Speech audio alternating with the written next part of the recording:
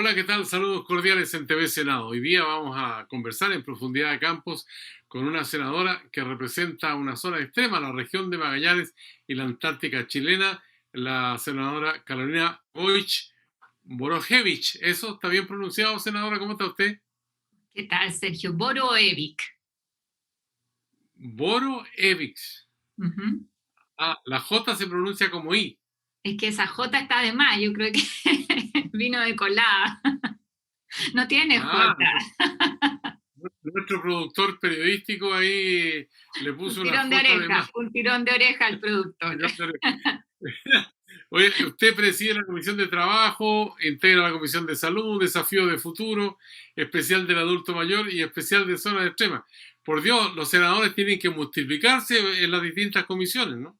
Efectivamente, y bueno, como somos menos y somos 5 además en cada comisión, se nota nuestra ausencia, pero lo hacemos con gusto, pues Sergio, si ese es nuestro trabajo.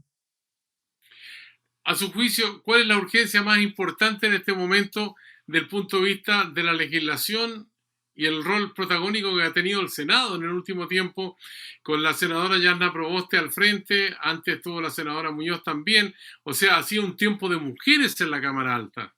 Sí, yo creo que es tiempo de mujeres en general, no solo en la Cámara Alta, sino también para el país.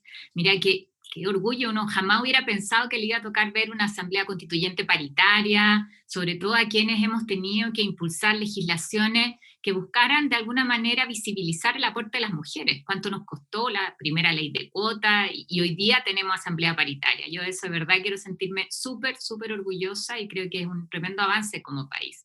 Ahora, a tu pregunta, ¿cuál es la prioridad? Yo creo que no hay duda. Tiene que ver con darle certeza mínima a la familia respecto de lo que de los próximos meses, ¿no es cierto?, tener el sustento necesario para su familia, o sea, para su alimentación, ¿no es cierto?, las cosas básicas.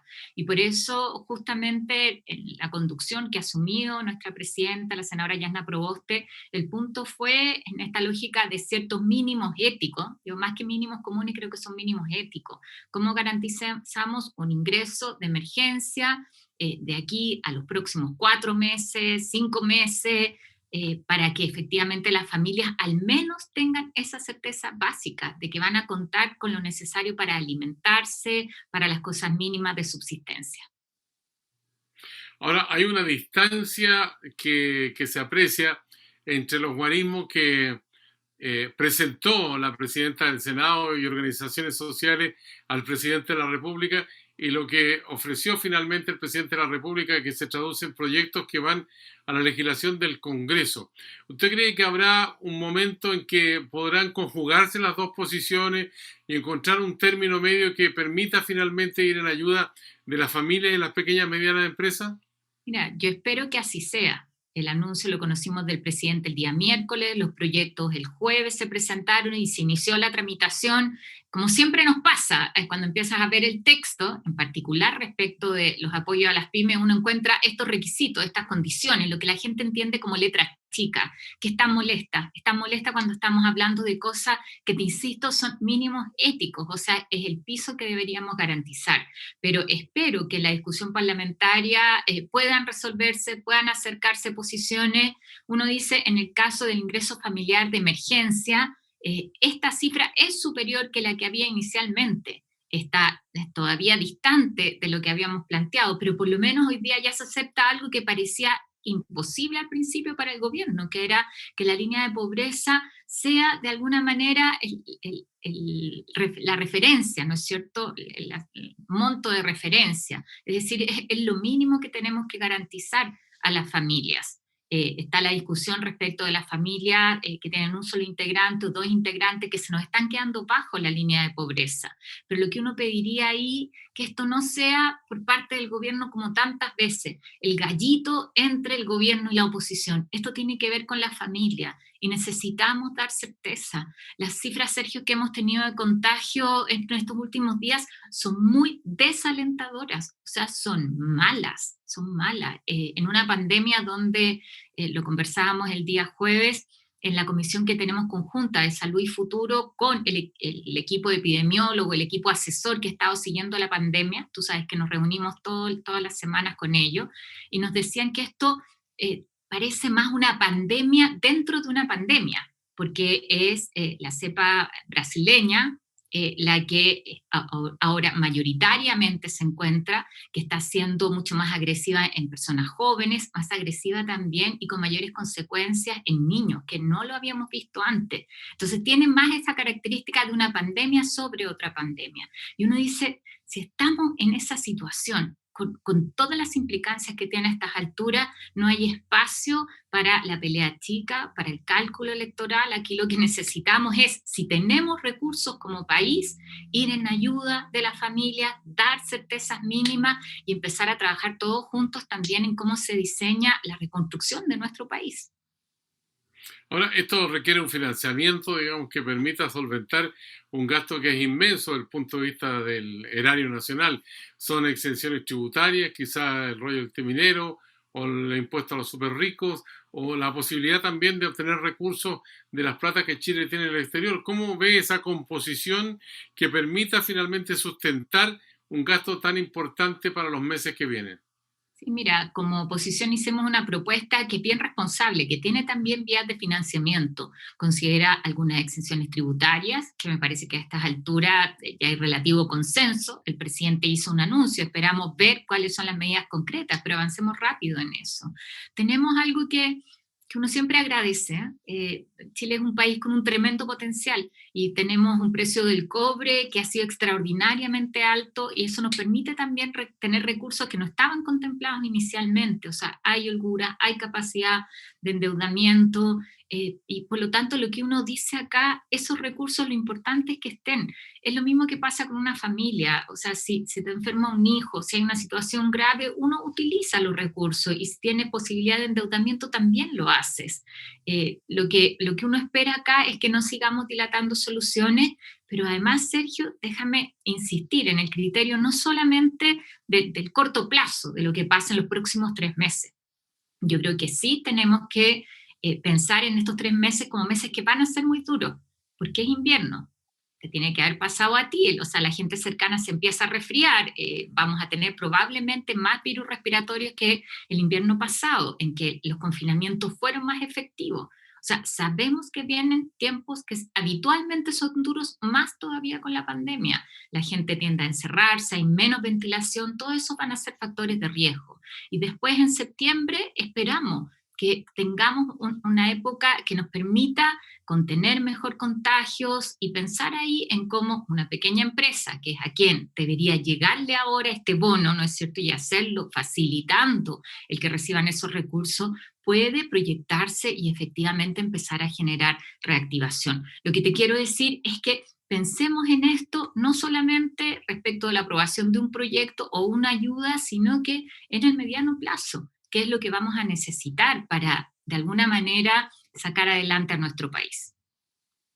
Bueno, ustedes sostienen constantemente reuniones con equipos técnicos y todo eso, y al mismo tiempo interactúan con ministros del gabinete del presidente Sebastián Piñera. ¿Ha habido puntos de acercamiento en algún momento que permitan decir que esto puede encontrar un camino de salida? Y finalmente, a su juicio, ¿dónde están las decisiones? ¿En la cartera de Hacienda, quizá? ¿En la Secretaría General de la Presidencia? ¿O el presidente de la República el que finalmente resuelve?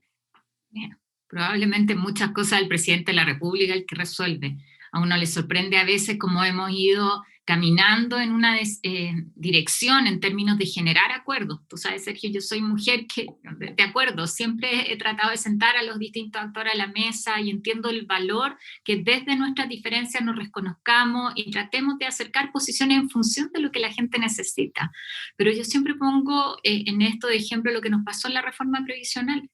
Hemos tenido varias entrevistas previas en que hablamos de la reforma previsional, de cómo íbamos avanzando en una solución y de un día para otro el presidente de la República hace un anuncio que nos sorprende a todos, incluso a sus partidarios, a sus propios senadores. Y yo creo que eso no ayuda en estos momentos donde basta ver las encuestas, ¿no es cierto? Basta hacer una simple con la gente cercana para ver la evaluación que existe de la gestión de este gobierno, el resultado además de las recientes elecciones.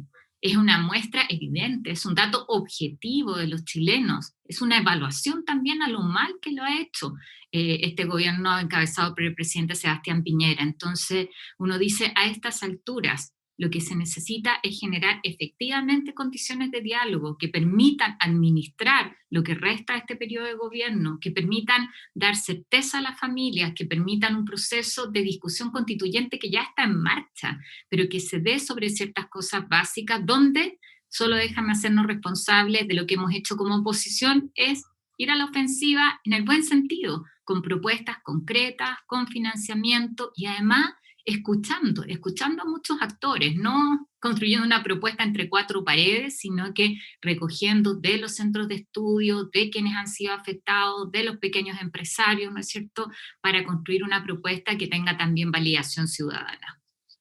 Senadora Carolina Goich, por lo que usted dice, donde menciona la reforma del sistema de pensiones, todo parece indicar que va a ser un proceso largo y seguramente esa situación se va a resolver en el próximo gobierno, pero las pensiones hoy día son miserables para la gran mayoría de los jubilados.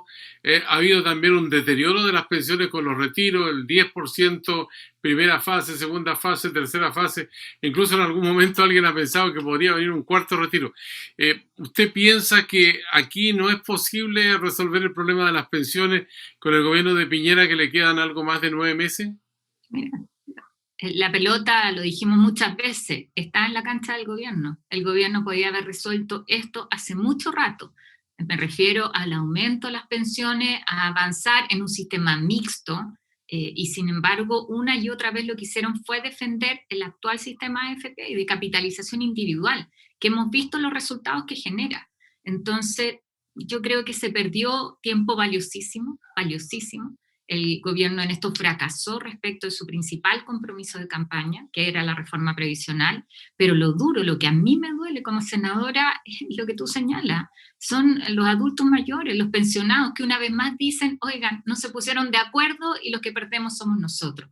Entonces, lo que yo diría a estas alturas, por lo menos aumentemos el pilar solidario del 60 al 80%. Eso significa un incremento para muchos adultos mayores y además los que están en tramos de menores ingresos, pero que están al ladito del 60%, ¿no? El pilar solidario actualmente cubre el 60% de los adultos mayores, entonces avancemos en el 80%. A mí me gustaría también que pudiéramos implementar el seguro de invalidez, un seguro y también un subsidio, dependiendo del tramo de ingresos en que está, que significa un incremento directo a la pensión para aquellos adultos mayores que son dependientes, que es una situación donde tenemos una deuda terrible, tremenda, como país y como sociedad. Entonces, al menos esas dos cosas donde tenemos pleno acuerdo, saquémoslas adelante y quedará también como parte de la discusión de la Convención Constitucional cuál es el sistema de pensiones que queremos en nuestro país. Cómo entendemos seguridad social, y eso no es solo quien lo administra. Yo creo que no hay duda de la necesidad de un ente estatal, de tener un sistema mixto que tiene el componente individual y el componente colectivo, sino también cómo nos hacemos cargo del tema del cuidado como parte de la seguridad social, toda la economía del cuidado, que además recae sobre los hombros de las mujeres habitualmente, del envejecimiento y lo que significa ser adulto mayor hoy día en Chile, la soledad que existe ahí, la falta de servicios garantizados. O sea, yo creo que hay un tremendo capítulo, pero al menos estas dos cosas que están, yo creo que relativamente ya abordadas, ¿no es cierto?, con acuerdo suficiente, me gustaría que salieran adelante. Y déjame solo agregar en titular un tercero, que es una propuesta que sostuve cuando fui candidata presidencial hace algunos años, que es la ley de la marraqueta. Esto de que a cada niño que nazca en nuestro país, el Estado le deposita 1 millón de pesos en una cuenta de ahorro previsional. Eso no se puede utilizar sino para la pensión y por lo tanto va a significar... ¿Se añejó la marraqueta en manos del Congreso, del gobierno, de quién? ¿Perdón? Si se añejó la marraqueta en manos del gobierno o del Congreso. Digamos que todavía está leudando el pan, todavía está leudando. Entonces a mí me gustaría que dejáramos las marraquetas horneadas, o sea, que una propuesta que a estas alturas ni siquiera es significativa en términos de los recursos, hemos discutido de cifras mucho más altas, pero que nos permitiría a la larga garantizar para todos los ciudadanos en nuestro país, o sea, para todas las personas que viven en nuestro país, una pensión universal, básica, del orden de 200.000 pesos, si uno lo estima en cifras de hoy. Entonces, hagámonos cargo también del futuro, garantizando este piso para todos nuestros niños y niñas. Estamos conversando con la senadora Carolina Goich, aquí en Profundidad de Campos, en el canal del Senado. Senadora, una pausa y volvemos de inmediato con usted porque hay bastante más para conversar.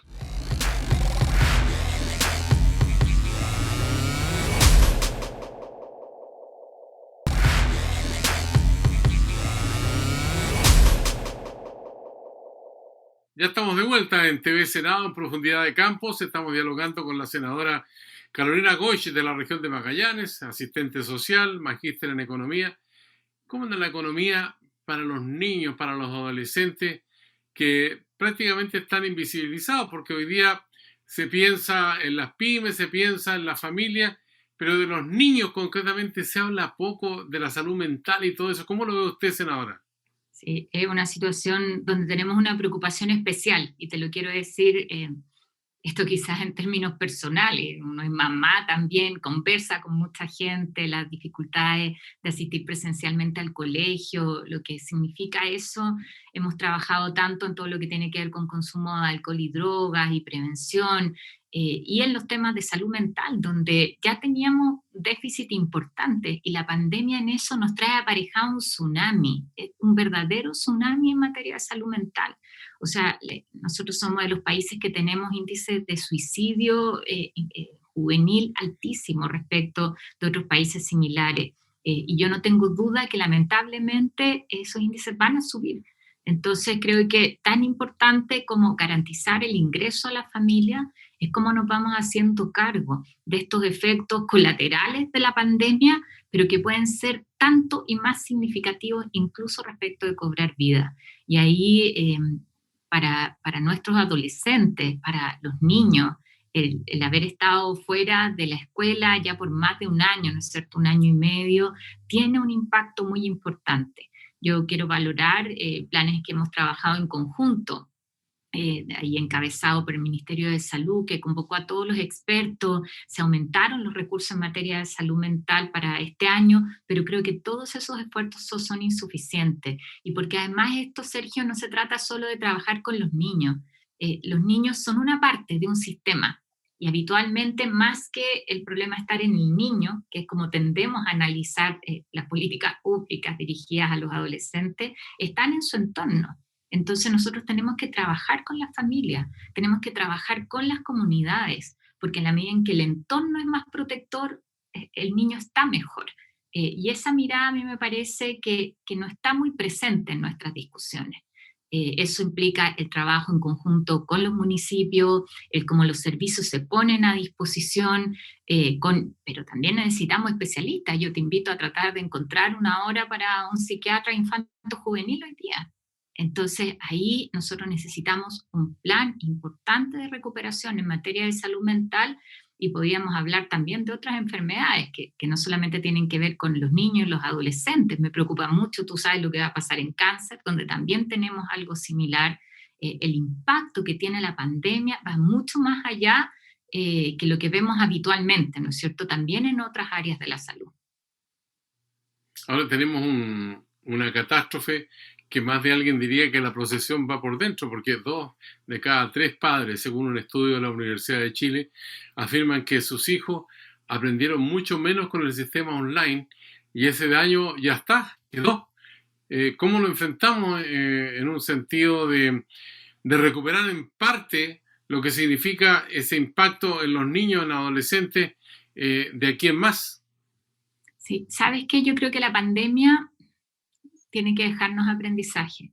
Y no podemos esperar que el recuperar el efecto de la pandemia sea volver a hacer las cosas tal como las hacíamos antes.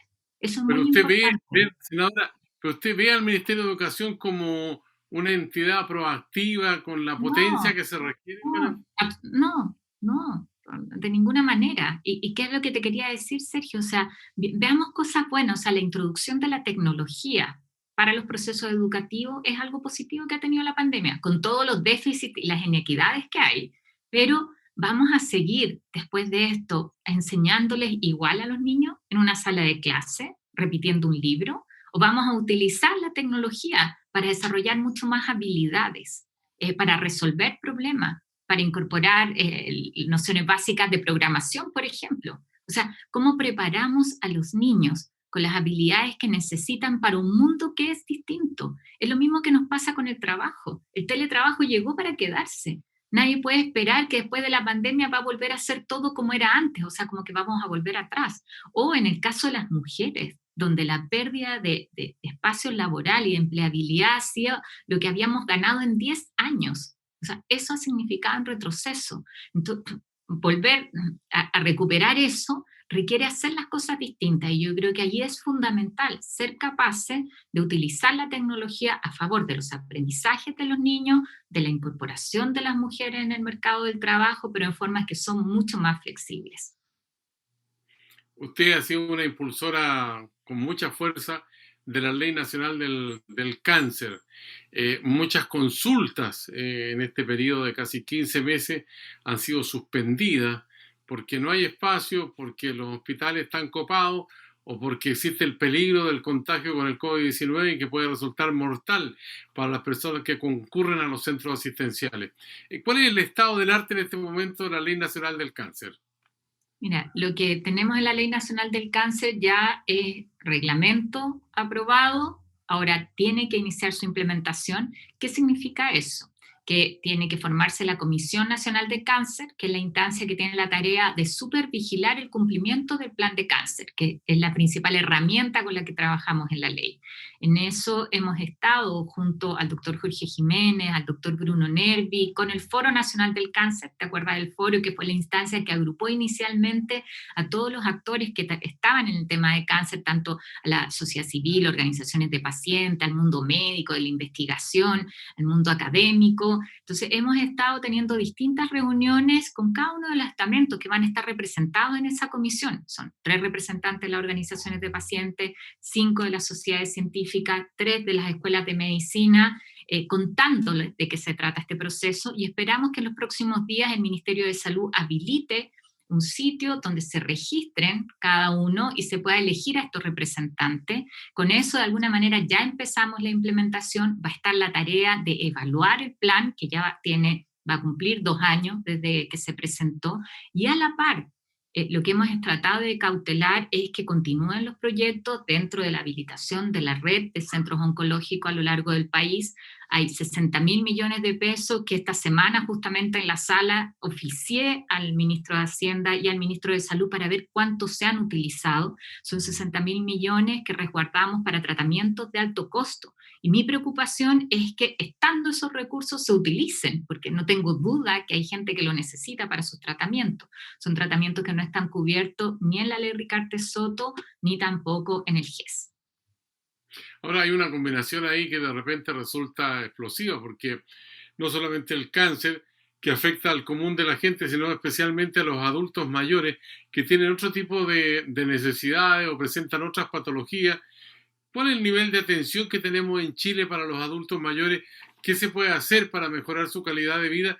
Pensando que Chile está creciendo en forma sustantiva en personas de la tercera y la cuarta edad. Sí. Mira, solamente antes de cerrar un tema con cáncer y que también tiene que ver con envejecimiento, nosotros vamos a tener que poner mucho énfasis en la detección precoz.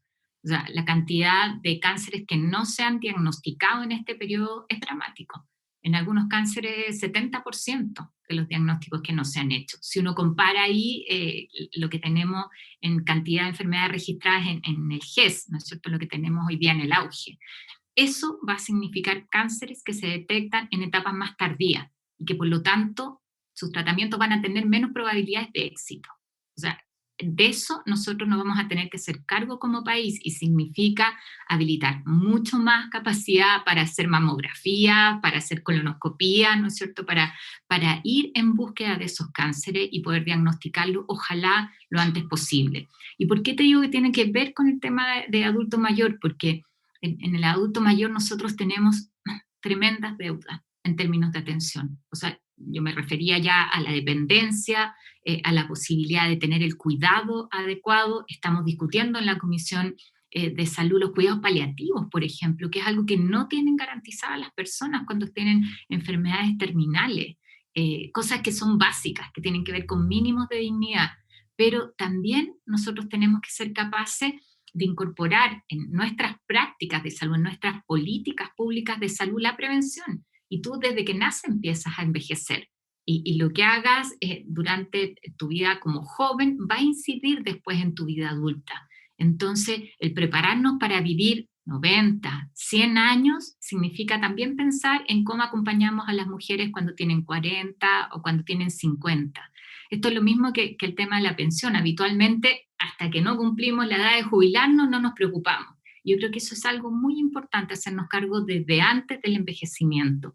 Ya a nuestros adultos mayores, yo creo que tenemos que garantizarles ciertos mínimos. Eso no es solo la pensión, es que no tengan que gastar su pensión en medicamentos. Eso es inaceptable. Hoy día en muchos casos es solamente letra muerta el que tengan garantizado la atención gratuita de salud.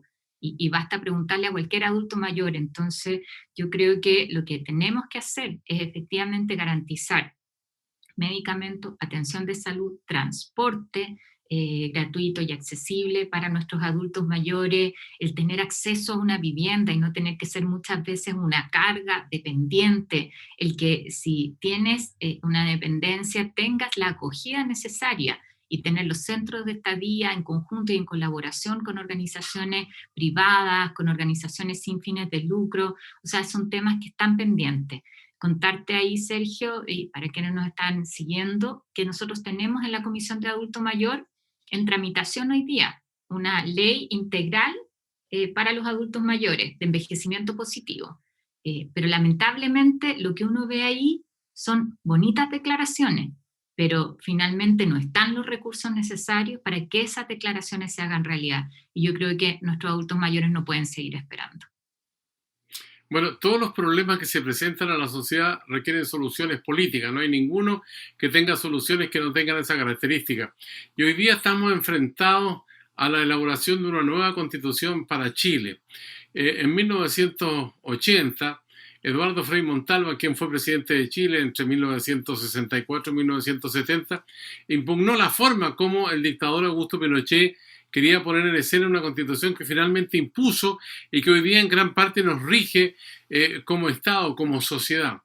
Esos cambios hoy día que se requieren están plasmados en una asamblea constituyente elegida por la ciudadanía en las elecciones de mediados de mayo. Pero sin embargo la democracia cristiana tiene un solo representante en la Asamblea Constituyente, Fuachaín, ¿no?, que es militante de esa colectividad, y el otro representante de la DC es independiente. Entonces, ¿cómo se puede conjugar, digamos, este afán que usted plantea para la elaboración de una nueva constitución para Chile, cuando la influencia de la DC va a ser muy poca o ninguna, ¿no? Sí, mira, en eso nosotros establecimos ciertas reglas del juego, eso fue un acuerdo, se hicieron las elecciones en forma democrática y es la voluntad de los chilenos y chilenas, es la voluntad de los ciudadanos y eso se respeta, a pesar de que electoralmente es un duro golpe, así lo hemos dicho, no hemos escondido lo duro de la derrota, pero yo creo que eso no implica que no se aporte con fuerza a la discusión.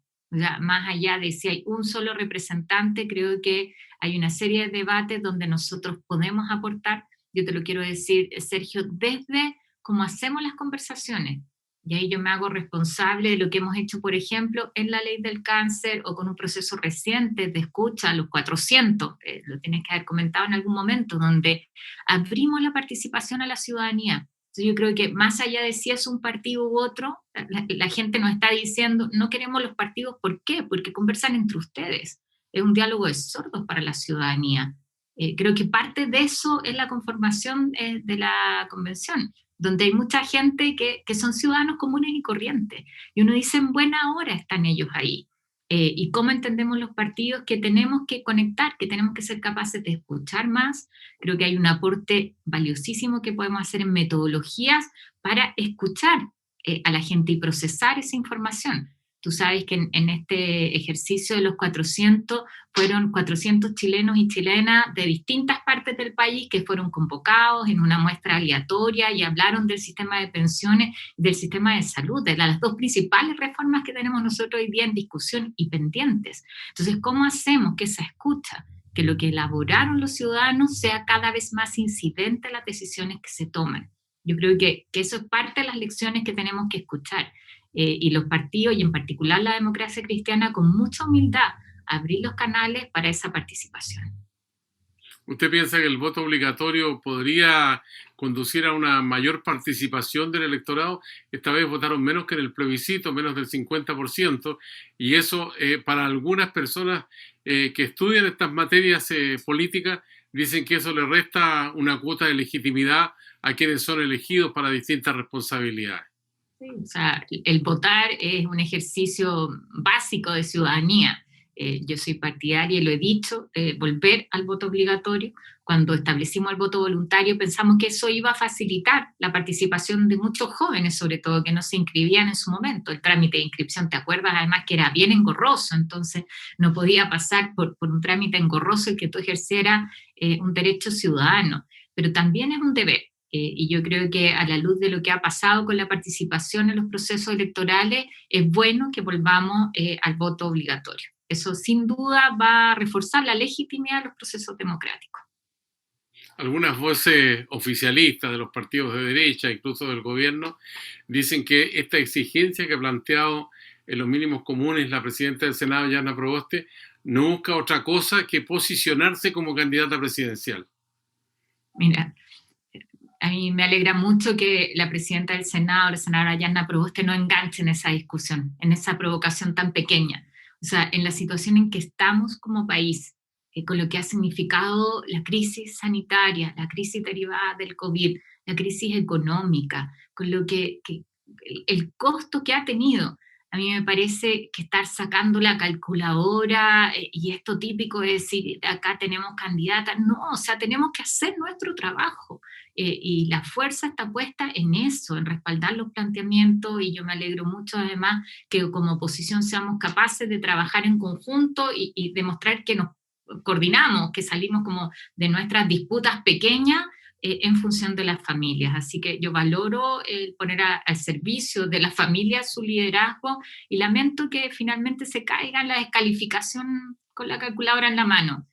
Un gobierno que además está en el piso como está, y donde, te insisto, Sergio, hemos tenido la disposición de trabajar, de dialogar, de aportar con propuestas, porque entendemos lo que nos demandan las familias de nuestro país. Senadora Carolina Goich, se nos pasó volando el tiempo, a pesar de que en la región de Magallanes dice que el tiempo no corre, ¿ah? Es como la vida misma. Allá están más adelantados, están en una hora más en este tiempo, corre más rápido. Son los adelantados del territorio de la región de Magallanes y el territorio antártico también, ¿no? Efectivamente. Senadora, muchas gracias por conversar con nosotros, y siempre abiertos aquí en Profundidad de Campo, usando el servicio telemático mientras dure la cuarentena y esta epidemia que ha arrojado ya más de 30.000 muertos en nuestro país, y los contagios siguen en aumento. Muchas gracias y que tenga buen trabajo en la Cámara Alta. Muchas gracias, Sergio. Y a cuidarse, ese es el mensaje para todos. Por supuesto, gracias a usted. Será hasta la vista a quienes nos siguen en estas conversaciones en el canal del Senado, Profundidad de Campos, República de Chile.